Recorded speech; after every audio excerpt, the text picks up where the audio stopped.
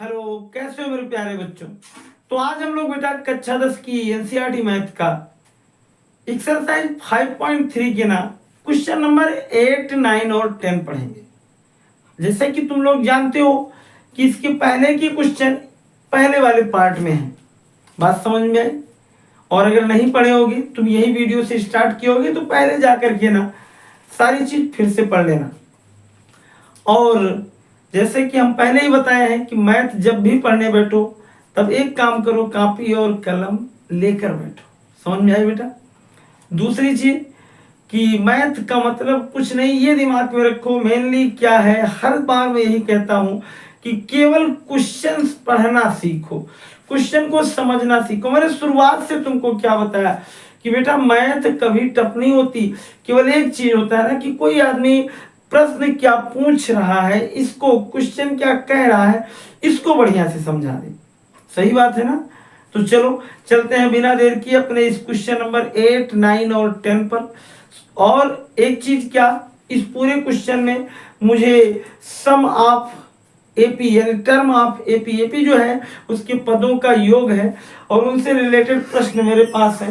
तो चलो देखो पहला क्या बोल रहा है, यानी क्वेश्चन नंबर 8 क्या है। उस एपी के, बेटा ध्यान से सुनो, उस एपी के 51 पदों का योग ज्ञात कीजिए। क्या है? उस एपी के 51 पदों का योग ज्ञात कीजिए जिसके दूसरे और तीसरे पद क्रमशः ये और ये हैं। मतलब ना किसी एपी का बेटा मेरे यस 51 निकालना है, यानी n बराबर कितना दिया है 51। कह रहा है जिसके दूसरे और तीसरे पद, दूसरे पद का मतलब बेटा a2 और a2 बराबर होता है a प्लस d, इसके बराबर दिया है 14। कितना दिया है 14। इसे तुम लोग इक्वेशन नंबर 1 मान लो।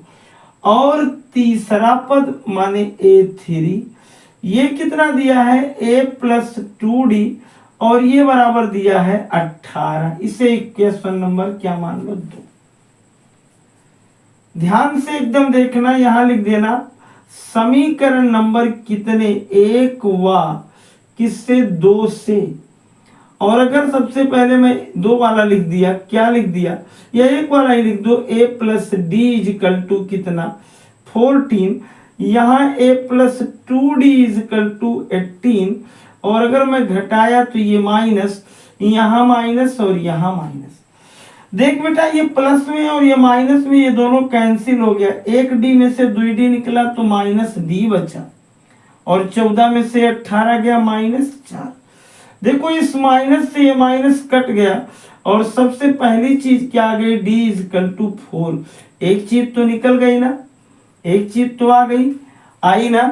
अब तुम लोग एक काम कर दो, एक काम कर दो क्या मेरे भैया, यहां लिख दो कि d का मान, d का मान कहां, d का मान समीकरण किसमें 1 में रखने पर, 1 में रखेंगे सर क्या होगा, a का मान आ जाएगा। एक क्या था a plus D equal to 14।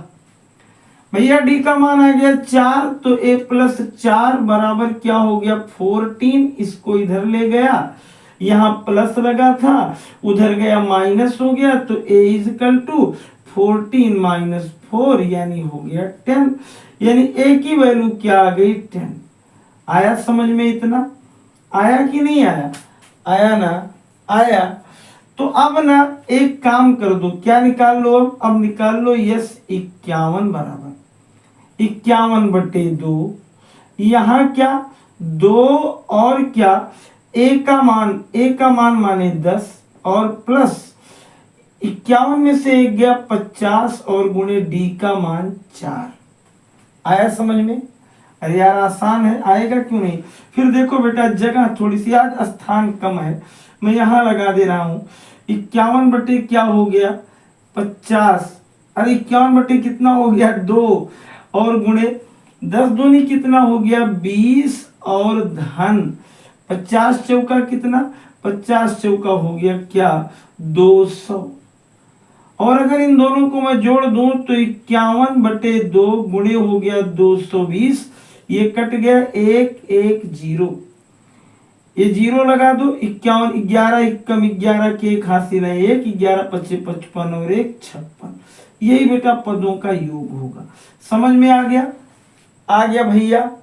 आ गया है तो उतार लो यार। आ गया समझ में ना? कोई दिक्कत तो नहीं है? हाँ ठीक है, स्क्रीनशॉट ले लो इसका। अच्छा हाँ ठीक ठीक ठीक, स्क्रीनशॉट ले लो। आगे मैं अब बेटा इसी का क्वेश्चन नंबर मैं 9 समझा रहा हूं। कौन सा? इसी का क्वेश्चन नंबर 9 समझा रहा हूं। ये तो 8 का काम खत्म हो गया, 8 का।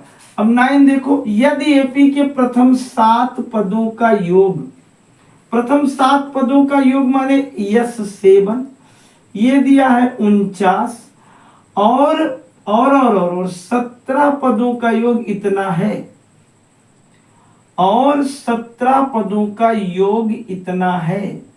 कितने पदों का? 17 पदों का। तो यहां हम लोग लिख दें एस 17। ये क्या हो गया? ये हो जाएगा, ये कितना दिया गया है? ये दिया गया है कितना कितना कितना 289। तब इसके क्या निकालना? यस एन पदों का योग। देखो एक चीज दिमाग में बैठाओ, पहले ये 7 का मतलब क्या हो गया? ये 7 का मतलब हो गया बेटा, इसमें ना मैं पहले एक चीज बताऊं, इसमें तुम लोग केवल ए और एन का मान ज्ञात, ए एन का मान ज्ञात कर लो बस। तो हम लोगों के लिए सबसे कठिन काम इसमें क्या है?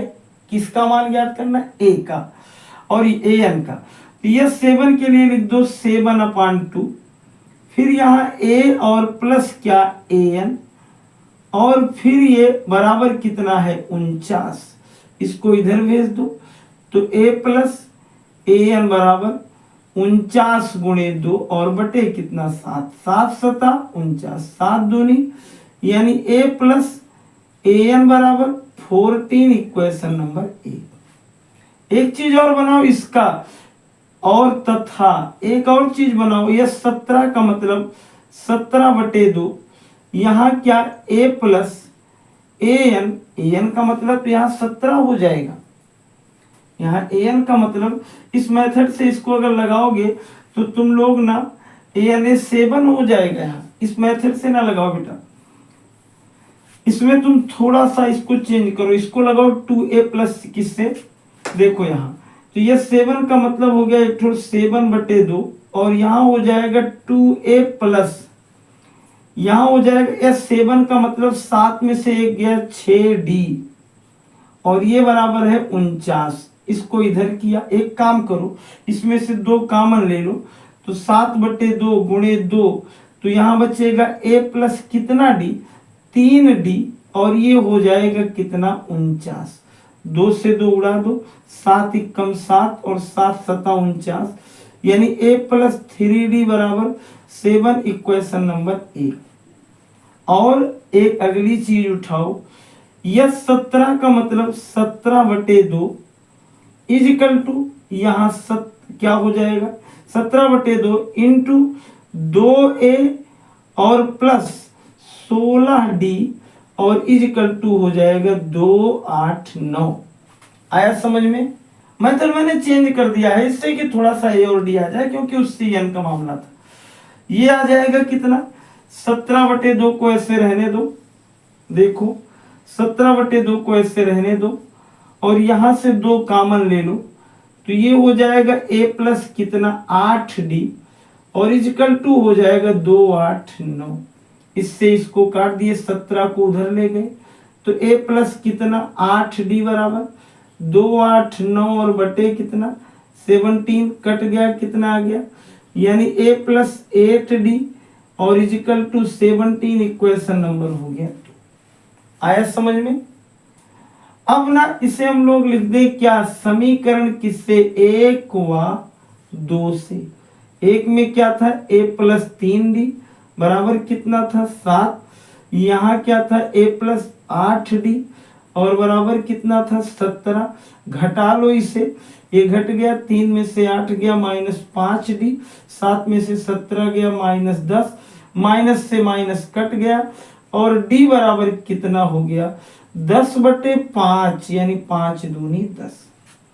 एक चीज तो आई किसका मान डी का मान, और फिर यहां लिख दो क्या, यहां लिख दो कि क्या डी का मान समीकरण किसमें एक में रख ली। एक था मेरे पास क्या a प्लस 3 गुणे डी, तो 3 गुणे डी का मान 5 और बराबर कितना, बराबर बेटा है 7।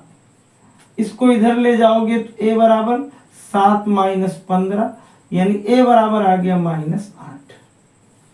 इतना समझ में आ गया है। अब तो तुम्हें केवल n पदों का निकालना है। तो मैं यहां अगर जगह है थोड़ा सा दिख नहीं रहा होगा, यहां मैं लगा देता हूं बेटा, यहां ध्यान से देखना, यहां मैं लगा देता हूं, यहां यस 17 क्या हो, यस n क्या हो जाएगा n/2 और a का मान कितना है -8 और प्लस n-1 इंटू डी का मान कितना है 5। जरा इस ब्रैकेट को एक लाइन और बढ़ा दो, यहाँ -8 प्लस 5n और ये -5, ये दोनों जुड़ जाएगा तो n/2 और यहाँ 5n -13 हो जाएगा। ये बेटा आंसर आएगा। आई बात समझ में, आई ना? आ गया है तो स्क्रीनशॉट ले लो। थोड़े से बड़े क्वेश्चन तो हैं ही, लगा लो, स्क्रीनशॉट ले लो बेटा।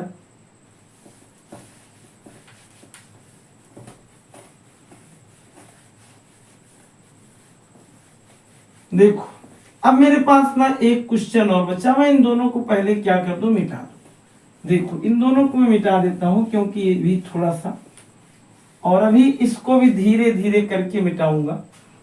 देखो पहले तो ये मैं जान गया कि दर्शाइए कि एपी बनती है यदि एन नीचे दिए गए अनुसार परिभाषित है। यदि एपी है तब 15 पदों का योग निकालो। पहले में क्या था, एन बराबर कितना था 3 + 4n। बेटा इसमें n इक्वल टू कितना लिखे 1, तो a1 इक्वल टू 3 धन 4 गुणे 1, तो 4 एकम 4 और 3 कितना हो गया 7।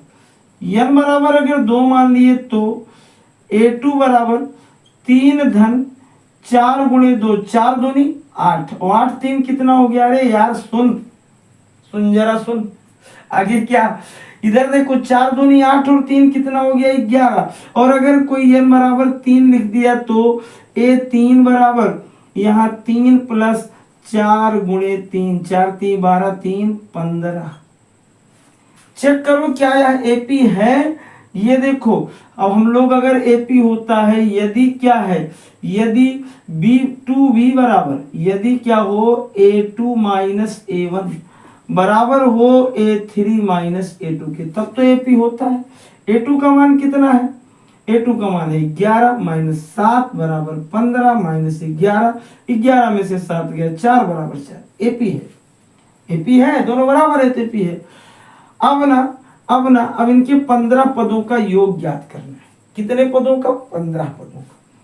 देख बेटा पहला पद इसका क्या आ गया, पहला पद a बराबर हो गया कितना, a बराबर हो गया 7 और d बराबर आ ही गया था 4, n बराबर था 15, तो मुझे निकालना था 15 पदों का योग। तो हो गया 15/2 इंटू 2 गुणे a का मान 7 प्लस 14 गुणे डी का मान। आया समझ में? मैं एक काम करता हूं, 15 यहां रख दिया, 2 यहां रख दिया और यहां 2 कॉमन ले लिया तो 7 बचा और प्लस यहां 2 बचा तो 14 दूना क्या हो गया 28। देखो इन दोनों को उड़ा दिया तो यहाँ 15 गुणे 28 7 35 हो गया और 15 × 5 = 75 के 5 हासिल आया 7, 15 × 3 = 45 और 7 कितना 52, यानी उसका आंसर कितना हो गया 525। इसी तरह बेटा इसको भी तुम लोग एक बार चेक कर लेना एपी है कि नहीं है। अगर एपी रहेगी तो 15 पदों तक निकालना, नहीं तो मेरे लल्लू ना निकालना, छोड़ देना, कह देना कि सर जी यह एपी नहीं है। बात समझ में आई? तो जरा इन क्वेश्चनों इसका स्क्रीनशॉट ले लो, अगला अपने आप लगाना, समझ लो होमवर्क है। फिर हम लोग अगले अपने पार्ट में मिलेंगे क्वेश्चन नंबर 11 को लेकर। धन्यवाद। हंसते रहो, मुस्कुराते रहो मेरे प्यारे बच्चों।